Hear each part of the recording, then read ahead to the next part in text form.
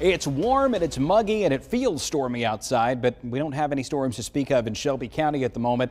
82 with a southwest wind. We've had some showers just north of Shelby County into Jefferson County, and it's raining lightly along Highway 31 just on the north edge of Hoover, coming up into Vestavia Hills. They're close to Pizitz Middle School and come over Vestavia East and then eventually up toward the Cahaba Heights area. A couple of other showers right here in the Birmingham metro area, one passing through Thomas and then right up Finley, past Nicky's West over toward I-65. A couple of other showers on the west side of I-65 through the Oxmoor Valley. Those are tracking over toward Homewood. But here's a heavier one that's moving through the Fayette area. Now, we don't have any lightning showing up around Bevel State or up toward the Lawrence Mill community or out toward Fowler's Crossroads, but I wouldn't be shocked if we didn't start seeing some lightning around here pretty soon. These downpours, they're tracking toward the north at roughly about 20 to 25 miles per hour. So what you see here over Fayette, going to impact at least parts of Walker County in the next 45 minutes, probably staying a bit west of Jasper, out toward Hubbartville and Townley and Carbon Hill over western Walker County. Elsewhere around north and central Alabama, it's just hit or miss showers and thunderstorms at this moment over mainly the northern part of the state, and I think that's where they're going to remain for the rest of the evening.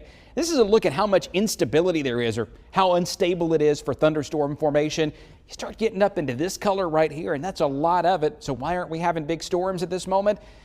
Give it a little time. I still think we're going to see a few of them take advantage of that fuel. There's just not a big storm system around to stir up those storms. So these are the counties for the rest of the evening through midnight where I think a few stronger thunderstorms could occur. Winston, Cullman, Blount, Marshall, DeKalb, Etowah, Cherokee in particular, maybe Jefferson or maybe northern Tuscaloosa County get in on that as well. Short-term model guidance kind of painting a similar picture to what I just told you. Between now and 9 p.m., a few heavy thunderstorms.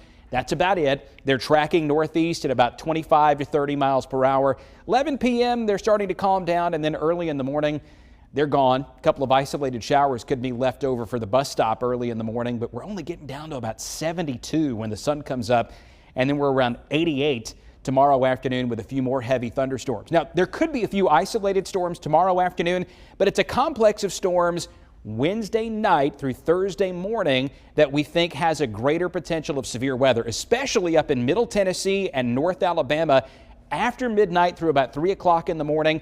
This is Wednesday night into Thursday. Some of those storms will be headed into Hamilton, Haleyville, Decatur, Huntsville, 2 a.m. to 6 a.m., approaching Birmingham, and then about 5 to 7, 8, 9 a.m. those storms are moving on out of here.